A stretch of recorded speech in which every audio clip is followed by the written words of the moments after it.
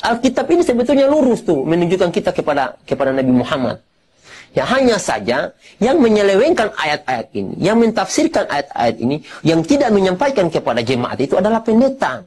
Kalau seandainya pendeta mau jujur nih, mau jujur menjalankan semua perintah yang ada dalam Alkitab, masuk Islam dia. Perjalanan seorang mu'alaf dalam menemukan Islam selalu menarik untuk kita simak. Seperti pria satu ini, yang awalnya memiliki pandangan penuh kebencian terhadap Islam dan berada di barisan terdepan dalam membela agama Kristen. Namun, kini ia telah berubah menjadi seorang Muslim yang taat. Menariknya, ia memeluk Islam bukan karena mempelajari ajaran agama Islam secara langsung, tetapi justru karena dia mempelajari Bible, kitab suci agama Kristen yang dulu ia anut. Semoga dari kisahnya ini dapat menambah keimanan kita terhadap Islam dan menjadi inspirasi bagi kita semua. فبأي آلاء ربكما تكذبان. Mengapa saya memilih agama Islam yang notabene-nya agama Islam itu agama yang saya paling benci? Teman-teman orang Poso, Sulawesi Tengah pasti tahu saya. Ya, ketika kerusuhan Poso, saya orang yang bela agama Kristen. Teman-teman orang Kristen di kampung saya itu, di Bategeng itu pasti tahu saya. Saya pernah menjarah itu harta-harta orang Islam yang ada di Tentena, kita jarah, kemudian masjidnya kita bakar. Jadi kalau teman-teman bilang saya bukan Kristen sejati, oh salah. Saya Kristen sejati, saya pejuang dulu. Pasukan Kristus dulu saya. Nah, kemudian apa yang menjadikan saya masuk Islam? Tentunya ada alasan dong. Alasan saya tidak pernah belajar Al-Quran, teman-teman. Jujur saja, saya masuk Islam itu dulu hanya ingin mencoba. 1, 2 tahun, 3 tahun, 4 tahun, sampai 5 tahun. Sehingga saya dulu kan pernah bersumpah dengan mertua saya dulu itu. Saya bilang sama mertua saya bersumpah, kalau seandainya 10 tahun masa keislaman saya tidak dapat kebenaran atau agama Islam ini bohong, maka Allah akan matikan saya. Tetapi jika agama Islam ini benar, maka Allah akan panjangkan umur saya, dan saya akan wakafkan nyawa saya untuk mendakwahkan Islam.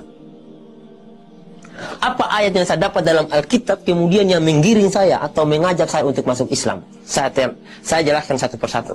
Saya belum pernah belajar Al-Quran loh. Ya, jadi saya masuk Islam modalnya ini. Ini saya masuk Islam, demi Allah, saya masuk Islam karena modal ini.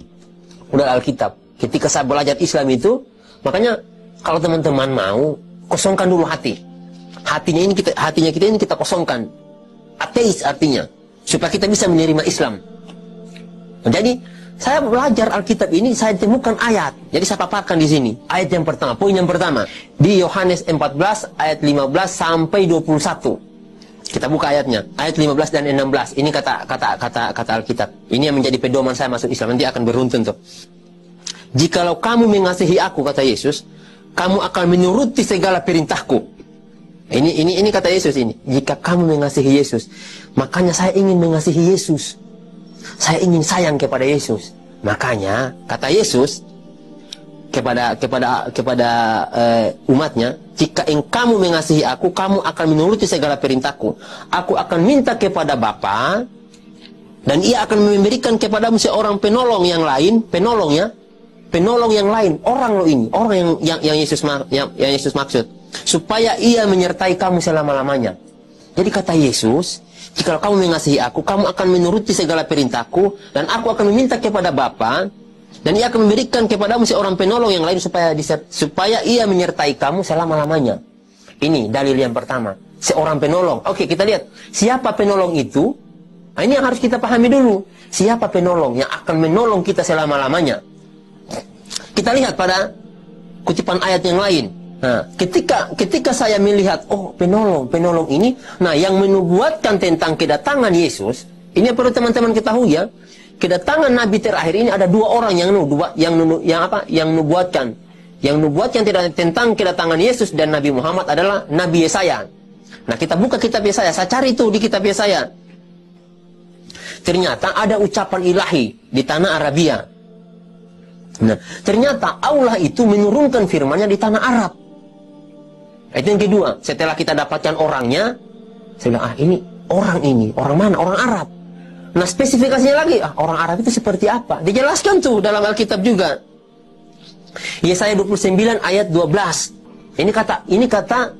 Kata Alkitab. Dan apabila kitab ini diberikan kepada orang yang tidak dapat membaca dengan mengatakan, baik, bacalah ini, maka ia akan menjawab, aku tidak dapat membaca.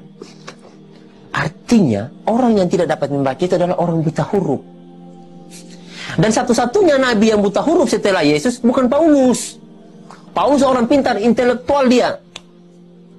Nah, Paulus itu bukan orang buta huruf loh. Itu yang perlu teman-teman pahami. Sehingga yang saya lihat, ini yang buta huruf cuma Nabi Muhammad. Apa iya? Apa iya? Karena saat itu betul-betul tidak mungkin. Tidak mungkin saya masuk Islam. Tetapi Alkitab ini mengarahkan, yang pertama orang, yang kedua asalnya di Arab, karena wahyu itu turun di Arab, kata Alkitab. Yang ketiga ciri-cirinya adalah orang itu buta huruf. Orang Arab buta huruf. Siapa kalau bukan Nabi Muhammad? Nah, ini dalilnya, sehingga saya memutuskan, saya harus masuk Islam. Nah, saya harus masuk Islam, saya putuskan itu. Nah, kemudian setelah saya masuk Islam, setelah saya mendapatkan dalil ini, apalagi yang saya kaji setelah itu? Harus kita kaji dulu. Oke lah, dia sudah sampaikan orang. Oke. Kemudian orang Arab. Oke. Buta huruf. Oke, mari kita lihat.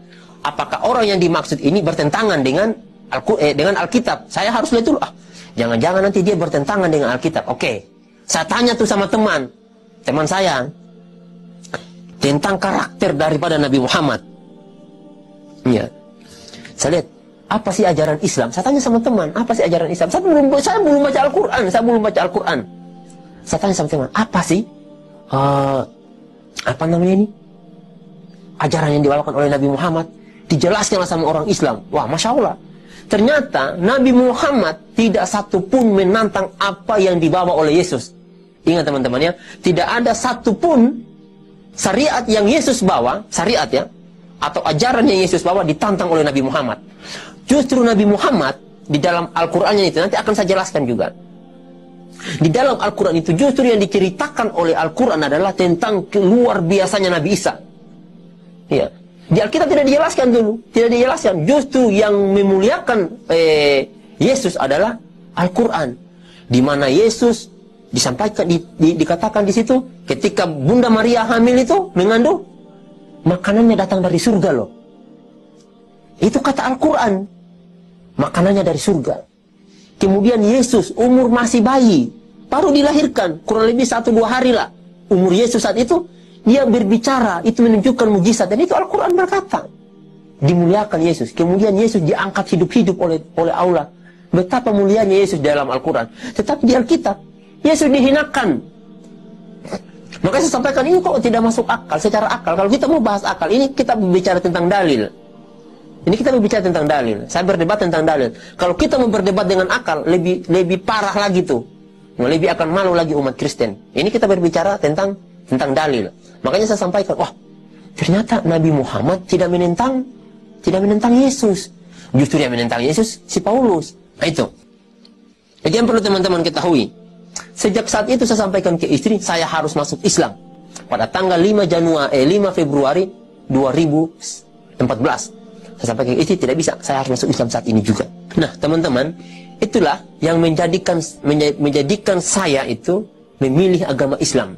Dari Alkitab ini, saya tidak pernah belajar Al-Quran. Tidak pernah. Sebelumnya saya tidak pernah belajar Al-Quran untuk masuk agama Islam. Tetapi saya belajar dari Alkitab ini. Ayat-ayat tadi itulah yang menjadikan saya kemudian memilih agama Islam. Karena benang lurusnya itu, kalau kita mau tarik benang lurusnya itu, Alkitab ini sebetulnya lurus tuh, menunjukkan kita kepada Nabi Muhammad.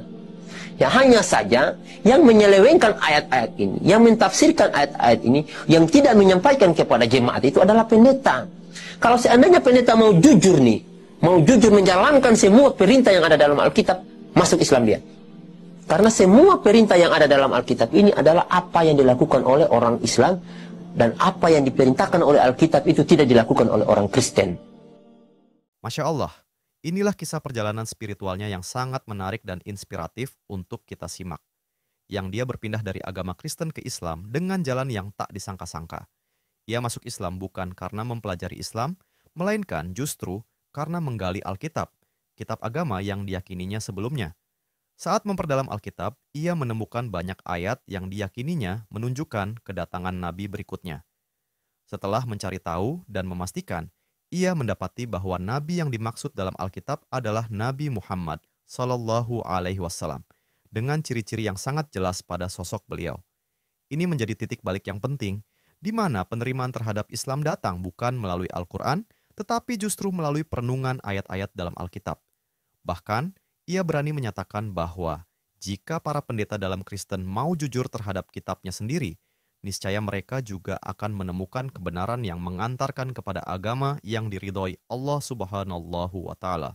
Cukup sekian video yang saya bagikan kali ini. Jika sekiranya bermanfaat, silahkan tekan like dan subscribe agar mendapatkan update video terbaru. Barakallahu fikum. Assalamualaikum warahmatullahi wabarakatuh.